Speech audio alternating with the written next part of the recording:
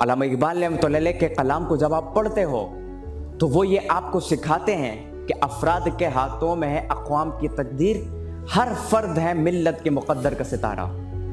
वो आपको समझाते हैं कि उस रिस्क से मौत अच्छी जिस रिस्क से आती है परवाज में कोताही। वो आपको समझाते हैं कि दयारे इश्क में अपना मकाम पैदा कर, नया ज़माना नई सुबह शाम पैदा कर। वो आपको सिखाते हैं कि तू शाही है, परवाज़ है काम तेरा, तेरे सामने आसमां और भी है। वो आपको फ़र्क सिखाते हैं, आपको आपका स्टेटस सिखाते हैं कि आप शाहीन हो और आपके और गरगस के जहां में बहुत बड़ा फ़र्क है।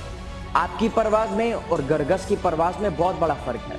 आपके शिकार में और गरगस के शिकार में बहुत बड़ा फ़र्क है। और इसी के थ्रू अल्लामा इकबाल हमें सच, झूठ, सही, गलत, हलाल, हराम, इन तमाम चीज़ों में अल्लामा इकबाल हमें फ़र्क सिखाते हैं।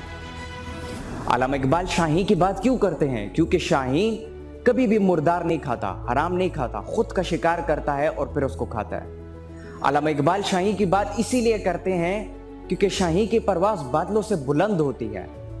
जब बारिश होती है सारे परिंदे जो हैं पौधों में या अपने घोंसलों में छुपना शुरू करते हैं, लेकिन शाहीन छुपते नहीं है, वो बादलों से ऊपर परवाज़ करते हैं। ये अल्लामा इकबाल आपको सिखाते हैं। अल्लामा इकबाल आपको सिखाते हैं कि आप किस तरीके से हर मौके पर, हर मोड़ में अपनी ज़िंदगी, अपनी खुदी की हिफाजत करो, अपनी खुदी को बचाओ और अपनी खुदी को उस मकाम तक लेके जाओ कि फिर खुदा तुमसे खुद पूछे बता तेरी रज़ा क्या है। वो आपको इश्क़ रसूल और अदब रसूल सिखाते हैं कि मोहम्मद से वफ़ा तूने तो हम तेरे हैं। ये जहाँ चीज़ है क्या लोह कलम तेरे हैं। ये जहाँ क्या चीज़ है वो लोह कलम के जिससे आप अपनी तकदीर लिखो, जो कुछ भी लिखते हो वो आपको मिल जाएगा। वो लोह कलम आपको मिल जाएगा अगर आप मोहम्मद सल्लल्लाहु अलैहि वसल्लम से वफ़ा करते हो। उसके लिए शर्त ये है। तो अल्लामा इकबाल आपकी ज़िंदगी के हर मोड़ पर आपकी मदद करते हैं। आप जिस फील्ड में जाते हैं, जहाँ पर भी जाते हैं, वो आपकी हिफाजत करते हैं, आपकी तरबियत करते हैं कि आपने किस तरीके से ख़ुद को बचाना है, अपनी खुदी को बचाना है, सेल्फ रिस्पेक्ट को बचाना है। और इन तमाम चीज़ों को मद्देनज़र रखते हुए या इसको बचाते हुए किस तरीके से अपनी ज़िंदगी के जो आपका मकसद है वहाँ तक कैसे पहुँचना है। अल्लामा इकबाल को पढ़ना इसीलिए ज़रूरी है। क़ायद-ए-आज़म रहमतुल्लाह अलैह जो कि ख़ुद ये कहते हैं कि मैं एक बेहतरीन ज़िंदगी लंदन में जी सकता था, यूके में एक बेहतरीन लेविश लाइफस्टाइल गुजार सकता था, लेकिन मैं हिंदुस्तान इसीलिए आया ताकि मैं मुसलमानों की मदद कर सकूं।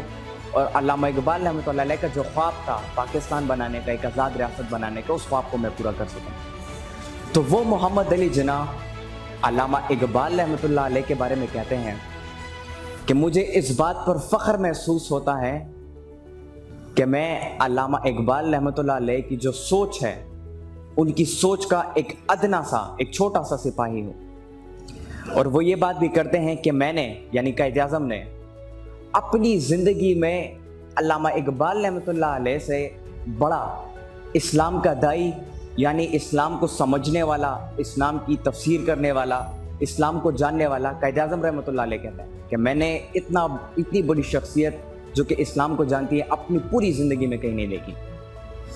अच्छा, क़ायद-ए-आज़म के बाद हिंदुस्तान की तरफ जाएं तो उस दौर के एक हिंदू पॉलीमैथ फ़िलासफ़र थे और एक बहुत बड़े फ़िलासफ़र थे और एक बहुत बड़े पोइट भी थे। वो रविंद्रनाथ टैगोर नाम था उनका।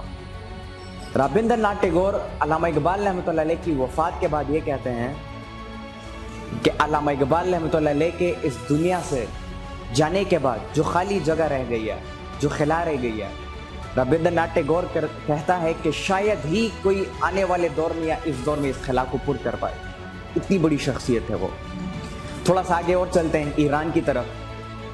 ईरान के एक बहुत बड़े तो नहीं लेकिन सबसे बड़े शायर हम कह सकते हैं, जिनको मलकुल शोराए ईरान भी कहा जाता था। ईरान के सबसे बड़े शायरों के शायर थे वो, जिनका नाम मोहम्मद तकी बहार साहब था। उनको अगर आप उठाकर देख लें तो वो क़ायद-ए-आज़म रहमतुल्लाह अलैह के बारे में कहते हैं कि हमारा दौर क़ायद-ए-आज़म के नाम से मंसूब है। वो फ़ारसी में वो बहुत खूबसूरत लाइन है, वो मेरे अभी जहन में आ नहीं रही। वो इस तरह है कि असर हाजिर खासा इकबाल गश्त, इस तरह है वो, जिसमें वो कहते हैं कि हमारा दौर इकबाल के नाम से मंसूब है। यानी जब भी उस दौर की बात की जाए या उस दौर में बड़े जितने भी लोग थे, फ़िलासफ़र, साइंटिस्ट या पॉलिटिकल लीडर्स जितने भी थे, उन सब की बात की जाएगी तो उसमें मोहम्मद इकबाल का जिक्र ज़रूर होगा, चाहे कोई पाकिस्तान में उसकी जिक्र करता है, अमेरिका में उसकी कोई जिक्र करता है या अरब के ममालिक में करता है, अल्लामा इकबाल का जिक्र उसमें लाजमन होगा। उससे थोड़ा सा आगे चलते हैं मिस्र की तरफ। मिस्र के एक बहुत बड़े शायर थे अब्दुल्ला हज़ाम। वो अल्लामा इकबाल रहमतुल्लाह अलैह के बारे में कहते हैं कि अगर इस दौर में मौलाना जलालुद्दीन रूमी, उनके बारे में जानते हैं कि कितनी बड़ी शख्सियत, अल्लाह के कितने बड़े वली थे वो कहता है अब्दुल्ला हज़ाम मिस्र के कि अगर मौलाना जलालुद्दीन रूमी इस दौर में दोबारा जी उठेंगे तो वो यकीनन इकबाल ही होंगे। एक बहुत बड़ी बात कर जाते हैं वो। और फिर आखिर में अल्लामा इकबाल के जो अपने उस्ताद थे जिनका नाम थॉमस वॉकर अर्नोल्ड था, वो अल्लामा इकबाल यानी अपने शागिर्द के बारे में कहते हैं कि Indeed he is the man of his age, he is the man ahead of his age and he is the man at war of his age. कि यकीनन अल्लामा इकबाल अपने दौर के इंसान हैं। अपने दौर के इंसान कैसे हैं? जिस तरह मैंने कायद आज़म रहमतुल्लाह अलैह का जिक्र किया, वो कहते हैं कि मैंने अपनी ज़िंदगी में इस्लाम को जानने वाला इससे बेहतरीन शख्सियत मैंने कोई नहीं देखी। तो इसीलिए अल्लामा इकबाल रहमतुल्लाह अलैह अपने दौर के इंसान थे। मतलब अपने दौर में, उस दौर में उनसे बेहतर कोई भी नहीं था, इस्लाम को जानने वाला या उनसे बेहतर गाइड करने वाला कोई भी नहीं था। अच्छा, he is the man ahead of his age, अपने दौर से आने वाले दौर के इंसान थे। वो कैसे? अब आज देख सकते हैं जो वार्निंग्स अल्लामा इकबाल ने उस दौर में हमें दी थी वो एक एक करके हमारे सामने आ रही है और हम एक एक करके उसको समझ रहे हैं कि अगर हमने ये ना किया होता तो आज हमारे साथ ये नहीं होता। और इसके अलावा एक बहुत बड़ी एग्जांपल आपको मैं ये देता हूँ कि उस दौर में अल्लामा इकबाल रहमतुल्लाह अलैह डेमोक्रेसी, जमहूरियत के बारे में कहते हैं कि ये जुल्म और इस्तिबदाद का देव है जो सर पीटता चला आ रहा है। ये शाख नाजुक पे जो आशियाना बनेगा वो नापायदार होगा।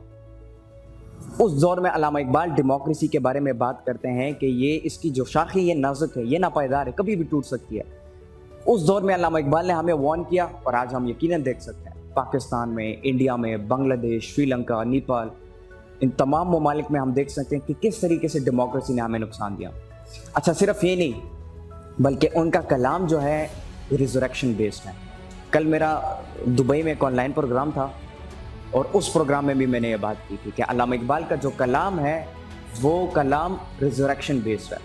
यानी जिस दौर में भी आप उनके कलाम को पढ़ते हो, समझते हो और फिर उसे अपनी ज़िंदगी में इम्प्लीमेंट करते हो, कैसा दौर भी हो, तारीख से तारीख तर दौर, तारीख से तारीख तरीन जैसा दौर भी हो, आप रिजरेक्शन कर सकते हो, दोबारा उठ सकते हो और आप और लोगों को अपने साथ उठा सकते हो। तो अल्लामा इकबाल का जो कलाम है या अल्लामा इकबाल जो हैं, he is the man ahead of his age, कि वो अपने दौर से आने वाले दौर के इंसान हैं। और आखिरी बात, he is the man at war with his age, कि वो अपने दौर के साथ हालत जंग में थे। ये उनके जो उस्ताद थे थॉमस अर्नोल्ड, वो अल्लामा इकबाल के बारे में ये कहते हैं। और फिर आखिर में उर्दू लिटरेचर के या उर्दू के एक बहुत बड़े शायर जिन्होंने उर्दू के लिए बहुत बड़ा काम किया, फैज़ अहमद फैज़ साहब, वो अल्लामा इकबाल के बारे में कहते हैं कि आया हमारे देश में एक खुशनुमा फ़कीर आया और अपने धुन में एक गज़ल ख्वाह गुजर गया। बहुत बड़ी बात ये भी है अल्लामा इकबाल के बारे में। तो ये वो बातें थी जो कि उस दौर के या इस दौर के जितने भी बड़े साहिब बसीरत शख्सियात थे वो अल्लामा इकबाल के बारे में जो कहते हैं या जो कमेंट्स थे उनके अल्लामा इकबाल के बारे में वो ये थे।